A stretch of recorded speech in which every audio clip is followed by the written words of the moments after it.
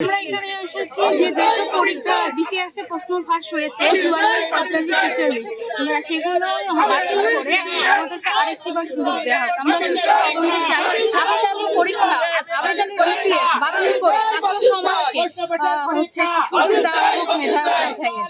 আমাদের এই যে দুর্নীতি প্রশ্ন ফাঁস এগুলো যেগুলো হচ্ছে রন্ধে রন্ধে প্রবেশ করেছে এগুলোকে ফাট করে আমাদের ছাত্র সমাজকে মুক্ত করে দেয়।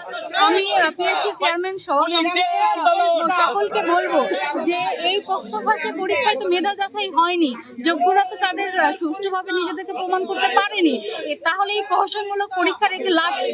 আমরা তো টাকা দিয়ে এবং ফি দিয়ে ততটুকু দিয়েই পরীক্ষা দিয়েছি, আমরা তো ফি মামলা এখানে পরীক্ষা দিতে আসিনি। আমরা চাই 44, 45, 46 সহ যেসব পরীক্ষা প্রশ্ন ফাঁস হয়েছে সেগুলো পরীক্ষা বাতিল করে আমাদেরকে একটা সুযোগ দেখ। এটি শুধু মানবিক নৈতিক দিক থেকে নয়, এটা আমাদের অধিকার। আমরা এই প্রশ্ন ফাঁসের পরীক্ষা মানি না, মানবো না, এটা আমাদের আন্দোলন চলবে। আচ্ছা, আপনারা কি পিএসসি চেয়ারম্যানের সাথে দেখা করবেন কিনা? না, আমরা এখনো দেখা করিনি, আমরা স্মারকলিপি জমা দেব। বা একটু বলবেন যে কিসে কেন আপনারা মানববন্ধন করছেন? আপনারা সম্প্রতি একটি জাতীয় গণমাধ্যমে প্রকাশিত একটি প্রতিবেদনের মাধ্যমে জানতে পেরেছেন বিগত বেশ কয়েকটি বিসিএস এর প্রশ্নপত্র ফাঁস হয়েছে। সেই ফাঁসকৃত প্রশ্নে যারা পরীক্ষা দিয়েছে আমরা তাদের সরাসরি বক্তব্য শুনেছি এবং তাদের বক্তব্যের মাধ্যমে উঠে এসেছে বিগত 46তম বিসিএস এর যেটিকে ধরে তারা মূলত প্রতিবেদনটি সাজিয়েছে, সেই বিসিএস এর একটি বুথে প্রায় 100 জন পরীক্ষার্থীকে বসিয়ে রাতে প্রশ্নপত্র মুখস্থ করিয়ে সেখানে পরীক্ষা নেওয়া হয়েছে। তো এই বিষয়টি এখানে প্রকাশ্য দিবালোকের মতো সত্য, সেটি আবার কেন আমাদেরকে আন্দোলন করতে হবে?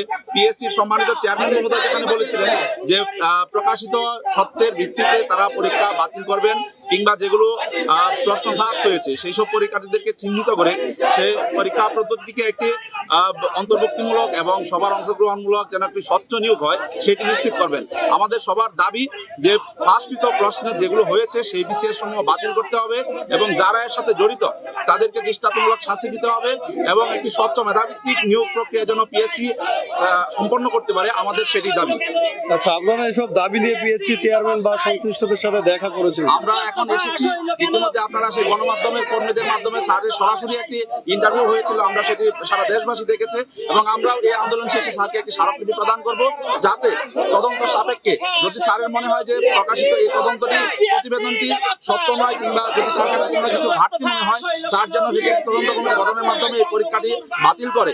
বিশেষ করে যে বিসিএস এখানে নিয়ে আসছে সামনে, এটি যেহেতু এখনো রিটার্ন পরীক্ষা হয়নি, হ্যাঁ, কিংবা যদি তারা চায় যে পরীক্ষা বাতিল না হোক অন্তত আরো যাতে 50,000 পরীক্ষার্থী টিকিয়ে হলেও একটা সেকেন্ড ফেজের পরীক্ষা হয়, এর মাধ্যমে যাতে যারা সত্যিকারের মেধাবী তারা যেন পরীক্ষা উত্তীর্ণ হতে পারে এবং যারা দোষী রয়েছে তাদেরকে সাব্যস্ত করে যেন শাস্তি নিশ্চিত করতে পারে, আমাদের দাবি থাকবে সেটি। কি জানি আবেদ চাচা প্রবন্ধ ফাঁস করছে, প্রমাণিত না, আপনার চ্যানেল 24 দেখাইলো। তো চিন্তা করেন, এটা প্রমাণিত হওয়ার পরেও বিসিএস বাতিল করবে না, এটা রাখবে। তো এটা একটা দুর্নীতি, আমরা এটার বিরুদ্ধে দাঁড়াইছি এবং আমরা চাই যাতে কখনো আর প্রশ্ন ফাঁস না হয়।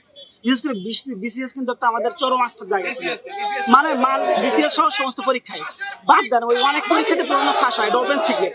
বিসিএস এর প্রবন্ধ ফাঁস হয় এটা কিন্তু মানে আপনি আমি কেউ জানতাম না, মানে কারোর কল্পনাও ছিল না, সেটাই আজ কলঙ্কিত। কোথায় বাদ আছে? আমরা সেটার বিরুদ্ধে প্রশ্ন ফাঁস হয়েছে, শুধু সর্বশেষ না, এখনো ফাইনাল রেজাল্ট হয় নাই। 44, 45 আর 46 অবশ্যই আমরা তিনটাই বাতিল চাই, কারণ এই তিনটা বাতিল করা সম্ভব। আর বাকিগুলা থেকে যারা দুর্নীতিতে বা প্রশ্ন পেয়ে যারা নিয়োগ প্রাপ্ত তাদের বিচার চাই এবং তাদের মানে চাকরি বাতিল চাই। আর অবশ্যই 44, 45, 46 বাতিল চাই, কারণ এগুলার ফাইনাল রেজাল্ট এখনো হয়নি। পিএসসির সাথে আপনারা দেখা করেছেন কিনা? সংশ্লিষ্টদের সাথে দেখা করবো, পিএসসির সাথে তো আমরা দেখা করতে পারবো না, পিএসসির সাথে ওই আবেদুল দেখা করতে পারবে হয়তো, আমাদের দেখা করার মতো। অবশ্যই আমাদের আন্দোলন চলবে।